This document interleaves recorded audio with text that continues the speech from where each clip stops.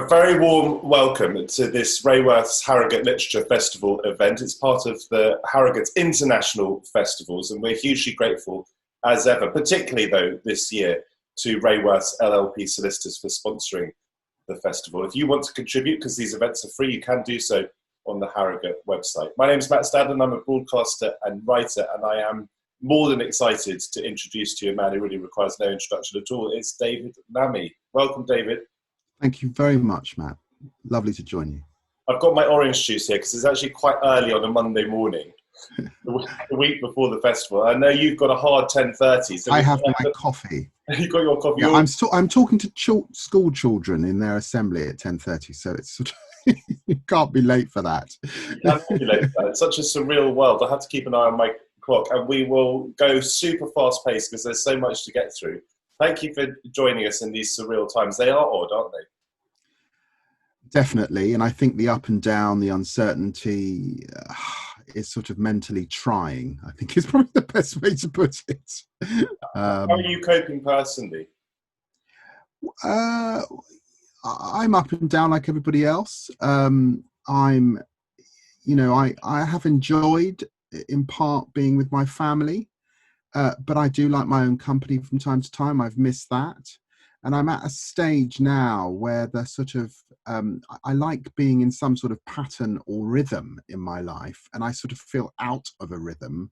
And that starts to affect my sort of health, really. You know, when I go to the gym, when I work out, when I have downtime. So I'm sort of a bit discombobulated.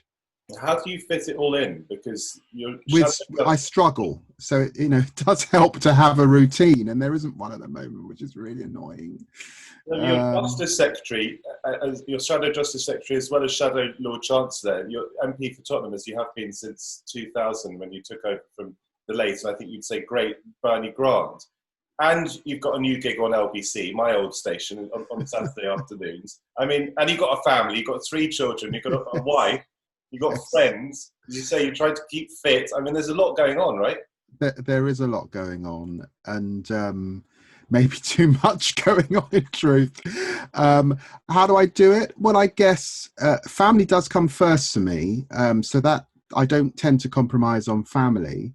Probably friends slip out like a bit, and a me time tends to get pushed out. Hence my feeling of slight discombobulation. But I do enjoy what I do, all aspects of what I do. So therein lies the tension. Your me time used to involve going to the cinema, didn't it? Sneaking off to the cinema on a Friday afternoon, as you once told me. You love film. I love film. Absolutely adore film. When was the last time I snuck off? I did see something in the cinemas not so long ago. I was very, very keen to get back in, and it's now escaped me what it was. It was that unimpressive. So yeah, that hobby continues, and I do. With my wife, we like to watch a lot of drama, and with my kids, we like to watch drama and documentaries. We're watching Enslaved at the moment, which is on the BBC. I've just realised, because of the excitement and the fast-paced beginning and the pressure of making sure that I pressed the right buttons, had my orange juice, welcomed you, made sure that I was calling the Harrogate Literature Festival exactly as it should be called, realising that we were going to have slightly under an hour, so I'm wasting my time. But I didn't quite have it in the right mode, so I've put it in the right mode now. It all works, it's fine. It was in speaker mode, now it's in gallery mode or something. Anyway, so we're both on screen the whole time, so I'm not allowed to pick my nose. Okay. We're going to talk about Tribes, of course, your brilliant new book. But before we do that, I just want to ask you a little bit more about the current situation, COVID and the crisis and how we're handling it. One of the things that occurred to me, and I'm the opposite of a COVID denier, and I think we've got to be really, really tough on this virus, and we've got to save lives, and we've got to protect the NHS and all of those important things. And personally, I've been so strict with the way I've lived my life. I mean, I'm an extrovert, and I've become a hermit up to a point, and found it very difficult. But one thing that I've always struggled with, I think personally, is authority. And although I'm left-leaning, I don't like the idea of an overweening state. Now, you as basically a liberal thinker, and as a man on the left, would, I'm sure, have been, up in arms last year when Boris Johnson unlawfully prorogued Parliament. I mean, Lady Hale said it had officially not been prorogued because you're not allowed to do that. And you would be a strong advocate for making sure that civil liberties are protected and the rule of law is protected. And one of those arguments is that if we allow an inch to be given, then when the wrong person gets into power, they'll take advantage. What we've realised this year, I think, amongst many other things, not just how vulnerable we are as a species and how reliant we are on each other, but we've realised that our democracy is incredibly fragile. So we live in a democracy in this country. We've always known it's slightly imperfect, but the government has just given itself incredible executive powers, sweeping executive powers. So in a sense, we're no longer a free country. I can't invite you into my house anymore.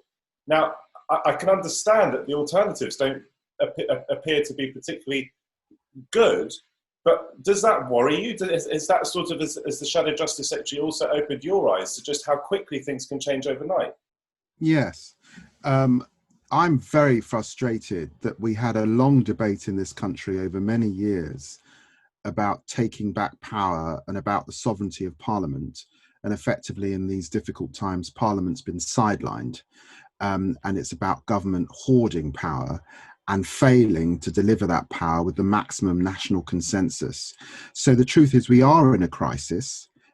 It's a major public health crisis. It requires public consensus because it requires a set of consistent rules that the public can understand, that command cross-party support over a sustained period. And I'm very frustrated that the government hasn't treated the public as adults, hasn't really treated the opposition and opposition parties with due respect, is failing to maintain that consensus, which I think is required. And it's now broken down substantially. And the truth is, I do not see us getting out of this period of coronavirus through 2021. And after a very fractured debate about Brexit, we're now into a more fractured debate about the handling of coronavirus. I think it's very unfortunate for our country. And the government somehow need to retain or gain back, if you like, a degree of public trust to get us through what looks like will be a very tough 15 months or so still. Even if a vaccine were discovered, there would be considerable issues about distributing that vaccine, and there would be issues about the take-up of that vaccine. So we've got to live with this. We've got to get through this. We need consistent rules that have public buy-in. We need a proper understanding that we are in a slightly seesaw place as one contains the virus but opens up the economy at the same time. It requires real adult clarity of communication, and it does require, in a sense, the sort of spirit that we saw most best, I suspect, under when we unfortunately entered into the Second World War, which is genuine cross-party consensus, so that we can get through it, and using Parliament in a real and active way, so that there is a debate about the rules, and then there is settlement about the rules that should apply. And specifically on this issue of the intervention of law into our daily lives, how do you feel about that? Because to my mind, it seems to be a sort of face-off between our rights to do what we wish as consenting adults that you and I have become used to over the last, in my case, 40 years, your case, sort of 47 years or whatever it is. So that right on the one hand, and then on the other hand, a right, if you call it a right, maybe you call it a public good, of all of us to have access to reasonable healthcare. If the virus were allowed to run riot, then we wouldn't be able to go and get our cancer ops. If we did fall very seriously ill with COVID, our lives might not be able to be saved. So it seems to be this face-off between those competing rights. But there's something that I find discomforting at the very least, that, as I say, it's against the law to do certain things that we took for granted for our entire existence. Well, look, I do think that, and this gets into the book, I do think that you can't do this in a partisan, tribal manner, one. And two, there are definitely tensions between, if you like, a sort of super individualism, which is very present in a society like ours. And by the way, in a society like the United States of America, that's hugely struggling with consensus at this time, and collectivism or communitarianism, if you like, understanding that because this is a public health crisis that could potentially overwhelm the NHS, and therefore that affects us all, we have to pull together, and therefore there is some infringement on our individual rights. Now, it's really important, I think, to keep in mind the idea of overwhelming the NHS, and therefore we need some rules. I don't think, by the way, that it's entirely helpful to focus entirely on saving lives. That, in a way, and I say that as someone who's obviously deeply connected to the country of my parents' birth, Guyana, you tend to find in developing countries, for obvious reasons, that the proximity to death is real. People understand it, it happens. You tend to find in cultures like ours that we don't only handle death badly, i.e. the grieving process, we're terribly controlling about the fact of death. And so I of course you don't want people to die, but the truth is people will die as a result of this virus. And people are able, hopefully, particularly those who have to shield and those who are old, to understand the burden that's placed on them if they want to survive. There then becomes real issues for government in how to support people, and real issues for government in how to create a collective environment in which people can do the right thing.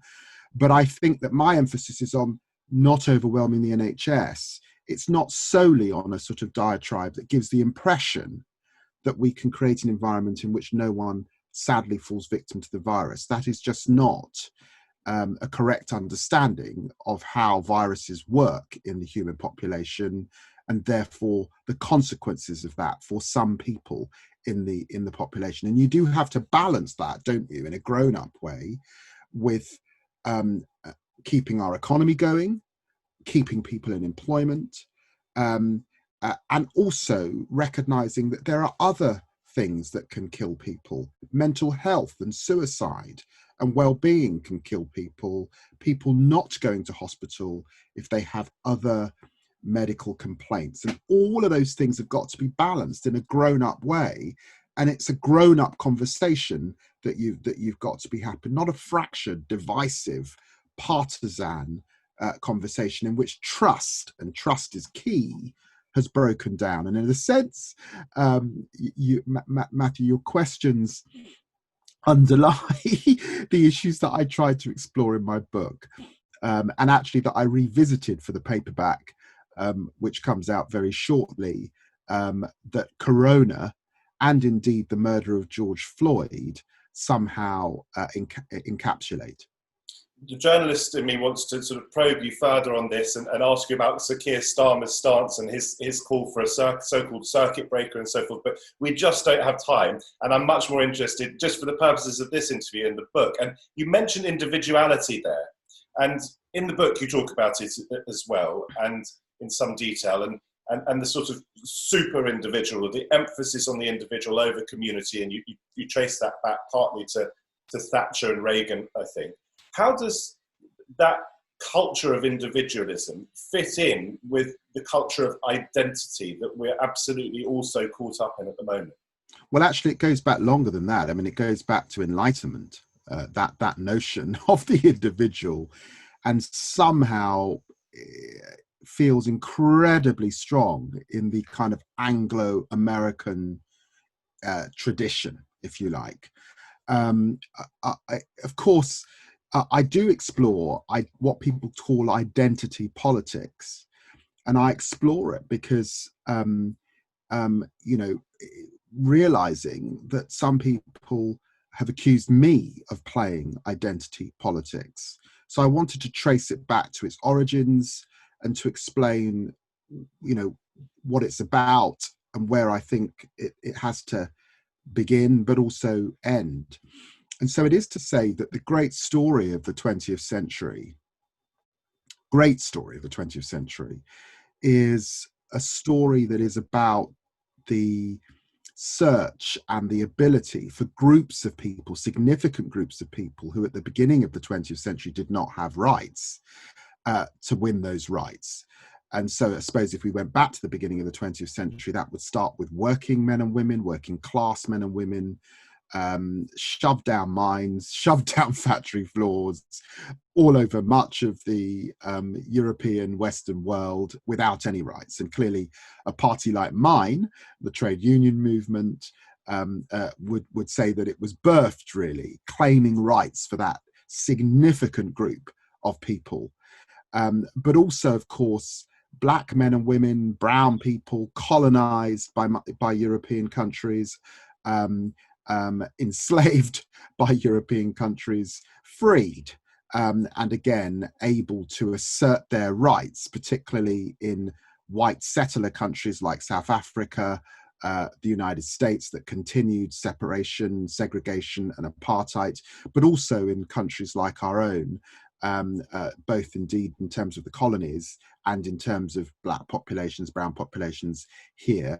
And of course, gay men and women across the world, and women across the world. So it's because of people like Emmeline Pankhurst, Martin Luther King, Mandela, Harvey Milk, that by this point in the cycle, all of these people are beginning to, maneuver to share power with people like you, Matt, white middle-class men that dominate much of modern history and have hoarded that power for yourselves. I'm not being particular to you because you're a very, very nice guy. But, I have to interrupt just to make because of course, Matt, you don't. I know why.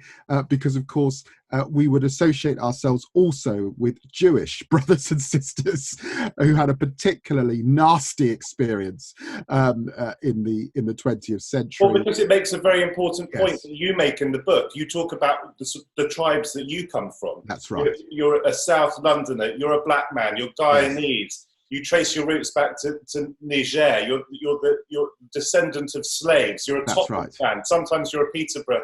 Sometimes you're a Peterborough fan. You're a Labour man. That's right. You're now a front bencher. So you see, that's all you. Look at me, and as you look beneath the surface, I'm a sort of white middle class, almost middle-aged man. Yes, I've got ginger hair, so that makes me a little bit different. But actually, my grandfathers were refugees from Hitler, and so my tribes are London, Notting Hill, half Jewish, English. I mean, it sort of goes on. It's much more complicated for almost all of us. It is. But the point is, what we also know is however much we still have to struggle, frankly, for equality, and very, very sadly, Jewish men and women are facing once again growing anti-Semitism across the world. Because of nationalist populism, the populism of Donald Trump and Nigel Farage, and I'm very sad to say, Boris Johnson, black people are facing a renewed kind of assault. Women are still struggling for equal pay. And one could go on.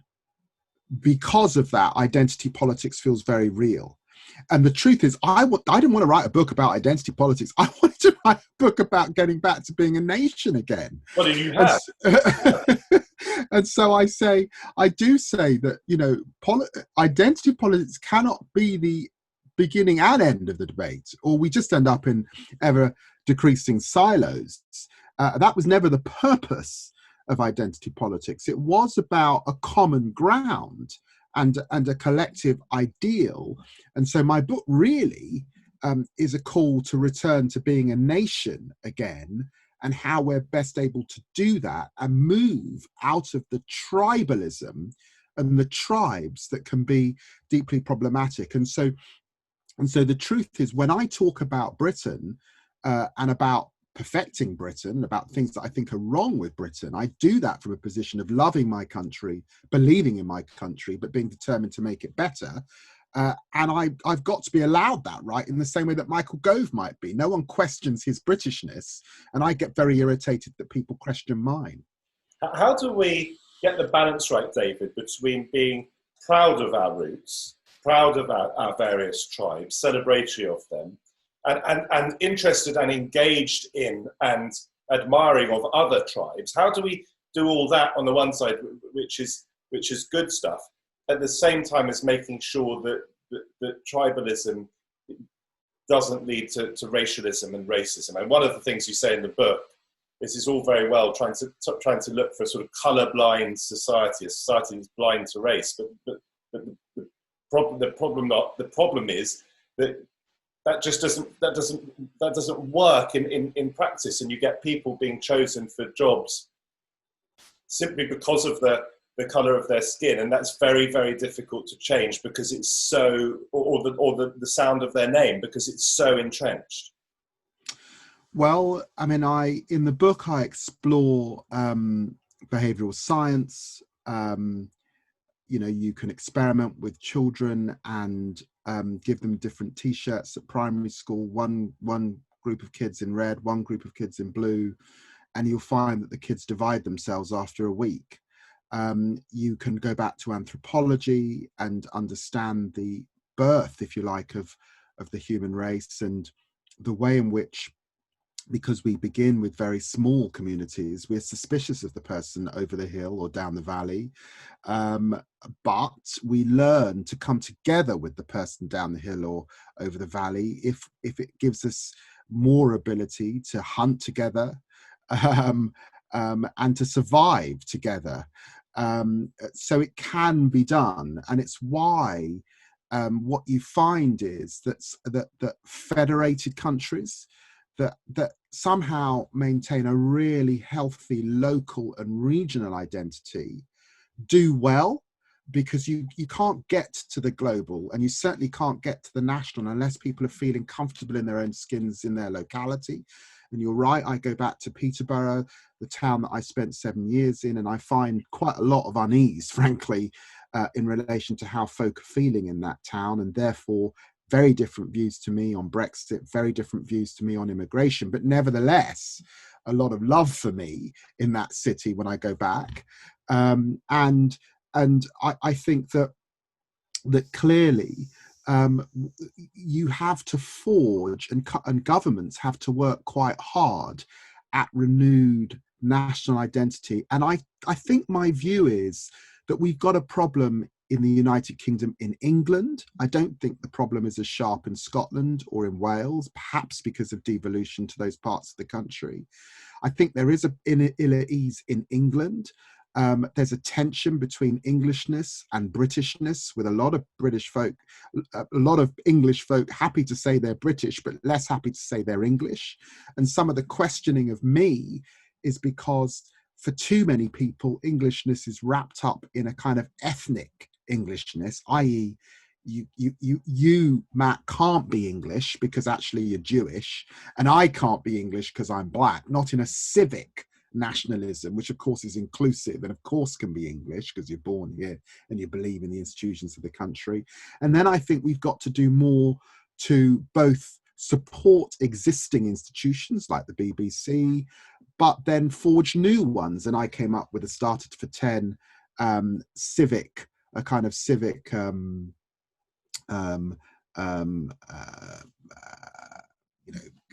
not conscription, not the army, but actually bringing young people together in a period of time to do things for their country, and as a way of illustrating how governments can really reward what we have in common. And I suppose my starting point is always, how are we connecting a young person growing up in Sunderland with a young person growing up in Tottenham or Notting Hill? What are we doing to forge a shared national identity? And the truth is very little, very little.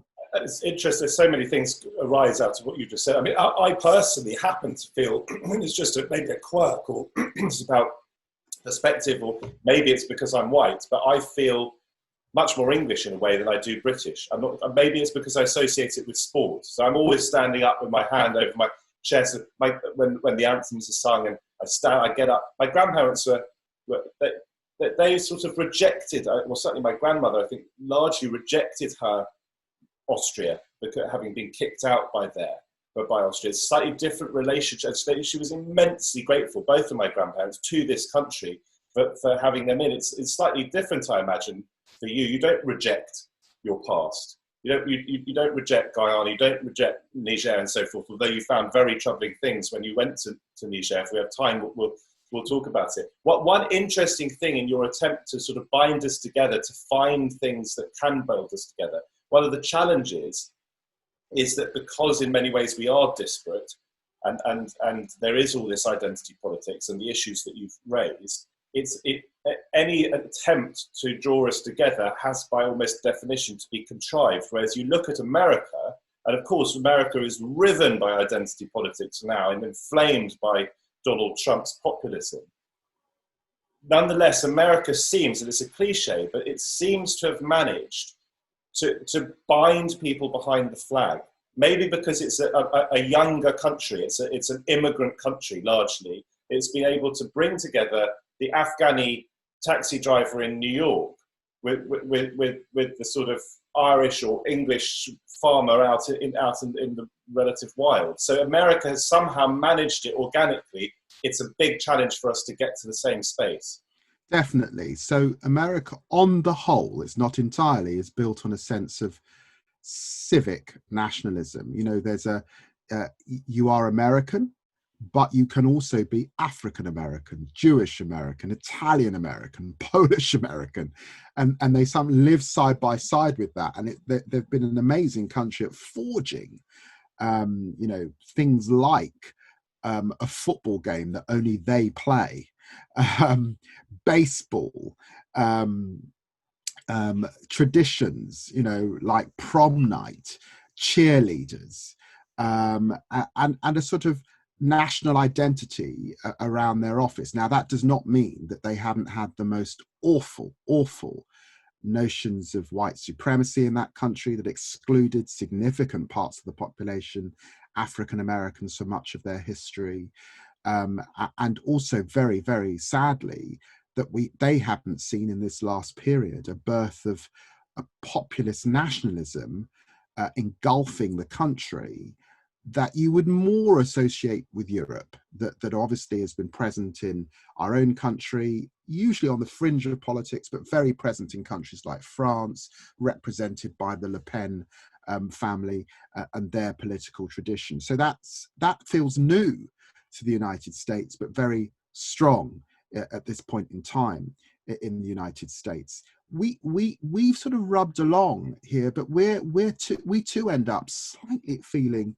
hoist by our own petard in 2020. So on the one hand, the Great Britain does mean something. This is a country that has not been invaded since 1066. It's a country with a history that tends to focus on what I call the two H's. One is Henry VIII, his wives, and birthing the Protestant Church of England, and saying goodbye to Catholic Europe, if you like. And the other is Hitler and defeating Hitler. And England tells itself a story that it defeated Hitler on its own. Of course, that's not true, Matt. I mean, even there was a great Hollywood film very recently, it is not true.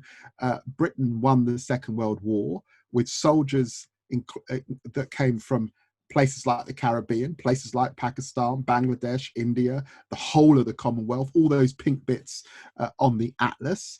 You made a documentary about it. Yes, absolutely. That Unremembered. That was the First World War, in fact, where African soldiers contributed hugely, and of course, totally erased. And Britain, of course, won the Second World War with the help of Russia, the United States of America. That documentary is so important because the erasure of that it's the sort of, it's the power of not telling stories. Yes. If that story had been told before you told it, it would have educated That's right. the white majority. That's right. And it would also empowered the black and ethnic minorities to realise that they were part of the story, that their roots in this country went deeper than perhaps some expected.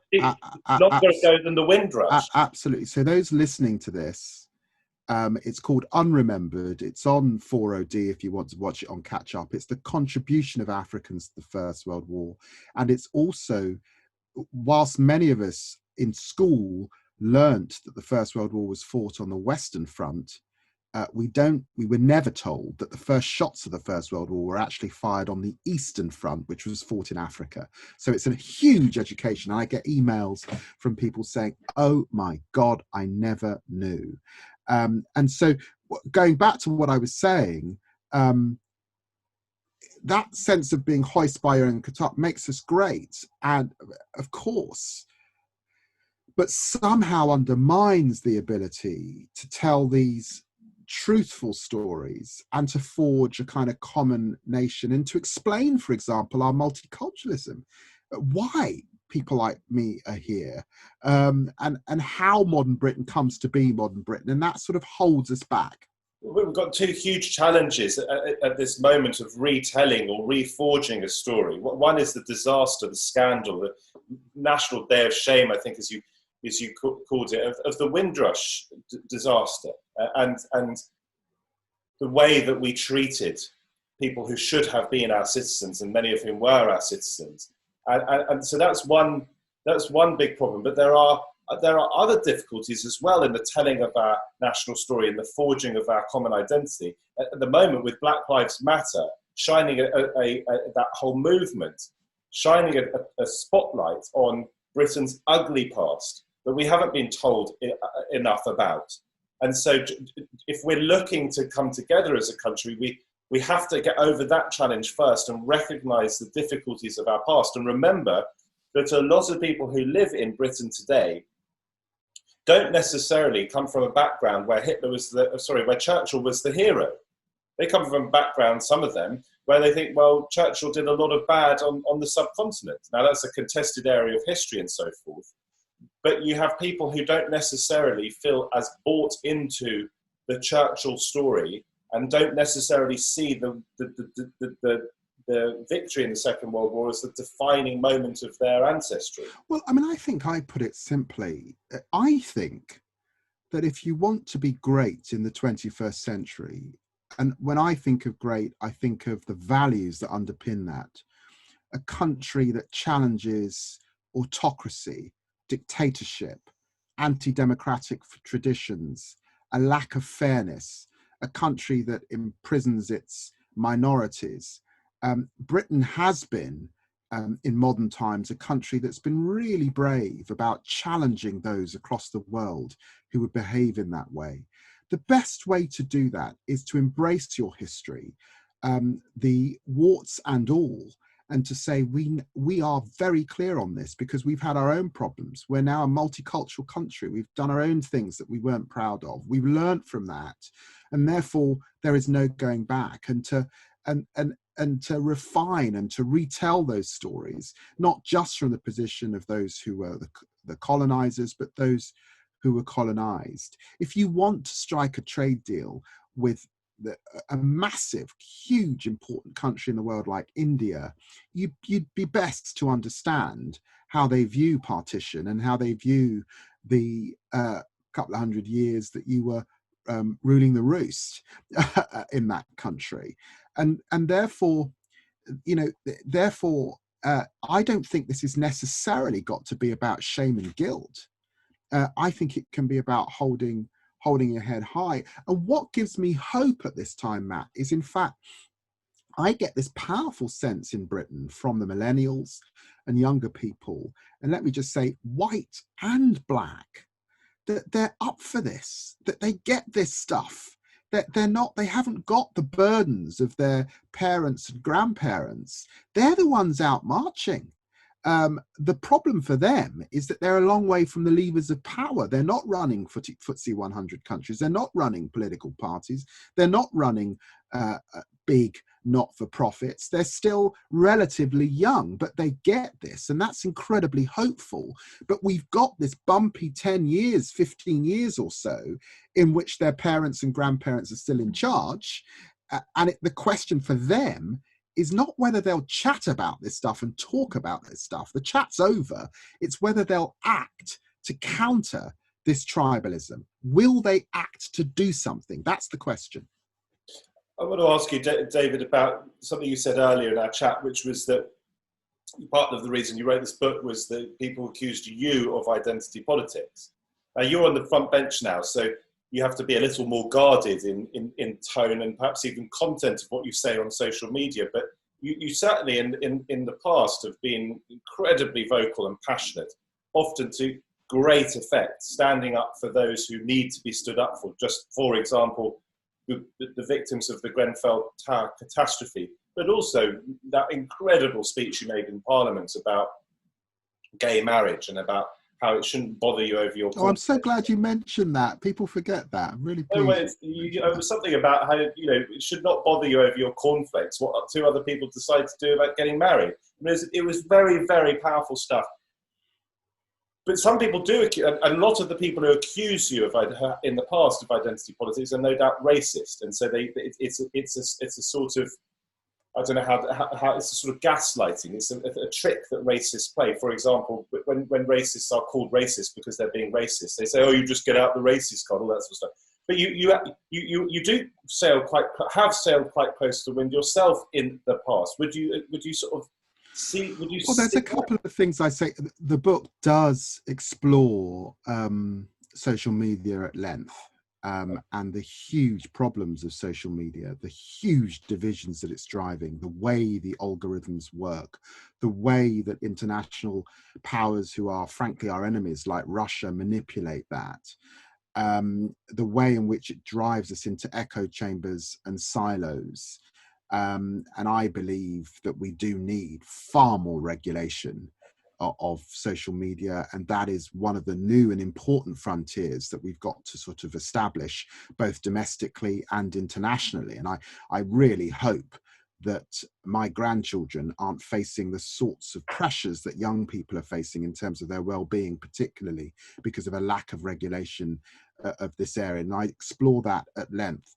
But I think I'm also really clear that, in the end, I have a platform, and it's a great platform. It's called the House of Commons, and it's one of the greatest in the world. And social media becomes an extension of that platform.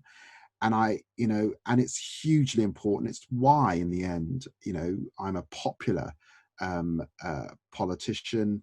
It's hugely important that I approach that platform with a huge dose of authenticity, and determined to use that platform to support many of my constituents who would love to have a platform. They'd love to explain the racism they're experiencing in the workplace, the humiliations, the daily microaggressions, but they haven't got a platform. No one's going to listen to them.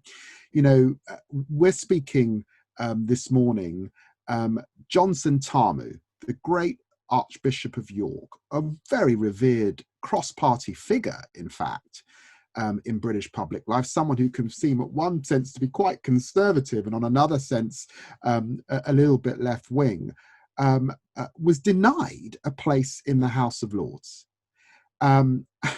Extraordinary, at a time when Boris Johnson put a bunch of Brexiteers, Ian Botham, Joe Johnson, his brother, Claire Fox, into the House of Lords. So I took to the waves with a tweet to support Johnson Tamu. And what happened? It just offended the British public. And it's really important to remind people that whilst there are some really nasty racists present in our society, the overwhelming bunch of Brits are very fair-minded, decent people. And of course, this completely offended their sense of fairness. So it happens to be the biggest tweet yesterday. And guess what happens? this morning, number 10 capitulate and say, oh, well, sorry, we made a terrible mistake. There is room in the inn for Johnson Tamu, and he'll be coming into the House of Lords at the next opportunity. That's how it works, using my platform. Now, when I'm tweeting about Johnson Tamu, let's be clear, and this is what people don't fully understand. It's not just about Johnson Tamu. It's about the many, many minorities. It's about the many, many women. It's about Jews. It's about a whole bunch of people who've had that experience of, I'm sorry, it's full up. There's no room in the inn. And they take great joy vicariously in seeing a politician speak for them in that moment, because they know what's going on. They know exactly what's going on. And they're heartened that actually you can speak truth to power and improve the lot for just one of their number in a world in which, I'm afraid, prejudice and discrimination and being overlooked still happens considerably. But as you make clear in the book, and as we know, there are real pitfalls in social media because they divide us. I mean, the algorithms seem to work on the basis that we play to outrage, we play to echo chambers. Look, very sadly, so in the book, in terms of what's undermining tribalism, definitely social media, definitely populist nationalism. And let me just define that. We're living in an age of tremendous global challenges. In the in tray of serious politicians is an aging population, is the advance of artificial intelligence and technology, meaning a loss of jobs, is austerity and if you like a loss of a secure welfare state and insurance system, if you like, that supports those who have less or fall on hard times. And of course, the challenges of globalisation, cheaper goods, cheaper projects, manufacturing being done to a considerable extent in the Far East, and again, less work available here in countries like the UK. Those are the major challenges, and they're considerable. Never mind, I haven't got on to terrorism. I haven't got on to the undermining of the new world order that emerged from the Second World War and the emergence of China, Russia and others as really important players. Big challenges. And of course, the populist comes along and he reduces those challenges to a very simple narrative that basically it's all the fault of Iqbal, who moved in down the road. It's all the fault of the immigrant, or it's all the fault of the distant bureaucracy, whether it's the European Union or whether it's the North American Free Trade Agreement. Let's build the wall, Fortress Europe. It's the same story. The challenge with that, Matt, is it's untrue. And at some point, the rubber will hit the road empirically and people realize it's untrue. And then where are we? No, what we've got to do is get on with those real challenges and have, the yearning to come back. And this is for both political parties who can veer off to the extremes, back to that consensus. Some people call it centrism, but I think it's just a consensus politics where we're being, grown up and honest about the challenges. The best politician doing this at the moment, I think, is Angela Merkel. And let me be clear, she's not in my political tradition. But when I look at her, I can see she's a grown-up. We're already running out of time, and there's so many more questions I'm going to squeeze in before your assembly. So just first quickly, you mentioned terrorism there. You tell the extraordinary story of a taxi driver who took you to the airport. His family members got involved in ISIS. And then you tell the story of a sort of white extremist who racially abused you, and you went to his trial and ended up feeling sort of rather sorry for him and trying to understand how he got to where he got to. Just quickly. That's about loneliness. And so thank you for mentioning both those stories. This is a book of lots of storytelling. It's not a book, but it's got some academics in it as well, but it's really an accessible book. And the other theme, modern phenomenon undermining our ability to come together, is massive loneliness across society. And that's what connects the dot on this young man seduced by terrorism and this old man who decides to send death threats and hate to 5 members of parliament during the Brexit debate. And I talk about loneliness that I've experienced and my own mental health. in that chapter, and I just reflect on where we've arrived at. Again, this comes back full arc to where we started. This is one of the downsides of souped up individualism and a lack of collective support. It really, really is. And again, social media can drive you into these rabbit holes and these silos, most pernicious, particularly when it's involving young people. And it doesn't matter whether it's a young girl seduced into anorexia or self-harm, or whether it's a young white boy seduced into an extremism, EDL, fascism, or a young Muslim boy driven into fundamentalist Islam, or indeed a young black boy driven into gang culture. It's the same phenomenon. And I explored that across that chapter. It just begs this further question, the story about your own experience of racism. I mean, you talk about your mother's experience of racism as well. And I just wonder briefly how you're having been targeted so many times in your life, on social media now, of course, but in, as it were, real life. And we have to realize that social media is real life. The misunderstanding of social media as not being real life is partly what sort of empowers nasty people to do nasty things. But you've been stopped by the police many times for no good reason, as you describe in the book. How has all that sort of shaped you and contributed to where you are now, David? Well, you've got to understand that I was bullied as a young man. I've experienced racism from a very young age, and I have the disposition, I suppose, forged by two things. One is, despite being bullied, despite pain and nasty words being driven at me, there were always many more people who wanted to help me. Many more people who wanted to support me, many wonderful teachers, many wonderful youth workers, many wonderful friends, and indeed that peculiar thing of having friends who sometimes could be racist as well. And that's been with me all of my life. And so this is not, what we're seeing today is not a sort of new phenomenon. It's been part of what one's lived with. I'm married to a wonderful woman called Nicola Green, who's a white middle-class woman. I have 3 children of mixed heritage background. Most of my extended family is white, and I love them dearly, and they love me. And I'm hugely supported by wonderful friends who knew me long before I came into politics. And I guess I'm a Christian, which is another dimension of my personality. So for me, it's not all. I don't get my credo entirely from the Guardian newspaper.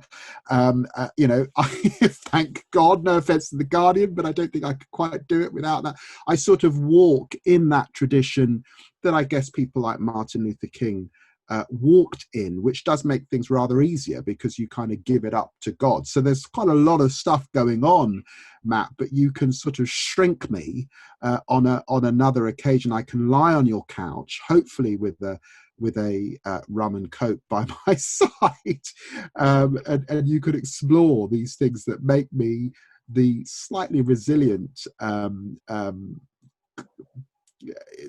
toughened individual that I am. Okay, but quickly, it is kind of amazing just to reflect moments. I mean, Alan Johnson, he was the Secretary of State for Education amongst other roles under the Blair Brown government, and he never went to university. I mean, he left school at 15 or something. It's an incredible story. Talk about storytelling. It is. You were a black kid from Tottenham, right? And you're the shadow Justice Secretary and shadow Lord Chancellor. You're a friend of Barack Obama. I mean, this must the sort of irony there, or the triumph there in that story is pretty amazing, and it must, I imagine, feel pretty good. I don't think about that context as much as you might think, but yes, as you tell it like that, it's sort of staggering. It's staggering. I've journeyed very, very far, and I feel hugely rewarded in my life. I really, really do. and hugely grateful in so many ways to this amazing country. It's why I sort of say that, yes, I've got a critique of it, but I love my home and wouldn't want to be anywhere else. I went to Harvard, I worked in California, and I came back home quickly because I missed it. I love the Caribbean. I love Guyana, but I don't live there. This is where I live. So, I'm I feel very fortunate to have these things. Some of it will be down to my personality. Some of it's down to the most incredible. I was very, very lucky. The biggest luck I got was I lucked out hugely on my mother. But I've had some fantastic mentors over the years who didn't look like me. Wonderful, wonderful teachers, professors, work colleagues who've wanted to be supportive and pull me up. And here I sit here talking to you.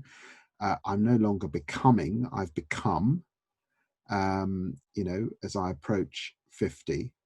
As you put it, yeah, it's been quite a story.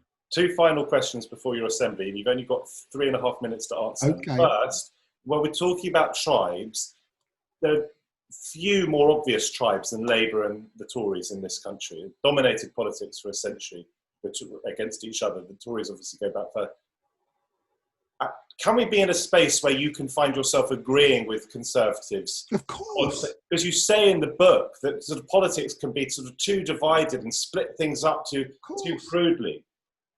I told you the story about Johnson Tarmy this morning. Well, guess what? Ian Duncan Smith was supporting me and saying the same thing.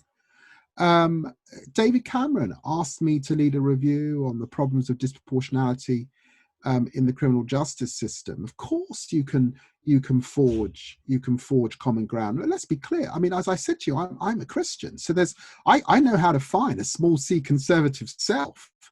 I'm the child of immigrants. I can find that small c conservative place. So of course there can be common ground. I said in my book before this one, Out of the Ashes, that no political idea is the font of all wisdom. I mean, that's just folly. That's just arrogance. I'm very proud to be on the centre left of British politics, but I totally recognise the merit in other traditions. One of the sad things about having to defend the rule of law recently, most bizarre, is it's a sort of concept that goes to the heart of conservatism. Very strange that we're in times where that's being ripped up, because it's been the basis, if you like, of sort of British normality, the underpinning of how we've approached our sort of constitutional settlement. Very clever, but both there, by finding common ground between the left and the right, and also managing to get a dig in at the Conservatives at the same time. Final question to sum up. Tribes, then. Good, bad, or a bit of both? A bit of both. But bad if left to its own devices, because ultimately, if you look back on history, it can lead to a place of tremendous division in societies, which can sometimes end up as sort of civil war effectively, and clearly globally, well, you know where it leads, particularly in times when there's less resources. We're having this conversation against the backdrop of first the 2008 crash that affected our economy, and now a coronavirus recession that's undermining growth considerably. So this is a serious conversation. It's not a sort of, this isn't a half subject. This is a real subject. And it requires us to be alert and to be forging a common good as much as we can. Tackles such interesting issues, the book, Tribes. It's available now. It's been such a pleasure to talk to you. I could have talked to you for hours more. I mean, we will talk again many times because we're friends. It's very strange interviewing you having just got out of bed on a Monday morning, but no less fun for it. Thank you so much, David Lammy. It's been brilliant. I think you've just frozen, just at the fact. No, you've unfrozen. I've frozen. You've just unfrozen. So I'm glad it happened at the end. Yeah, exactly, right at the end. Thank you so much, David. It's been really good. Thank you, Matt.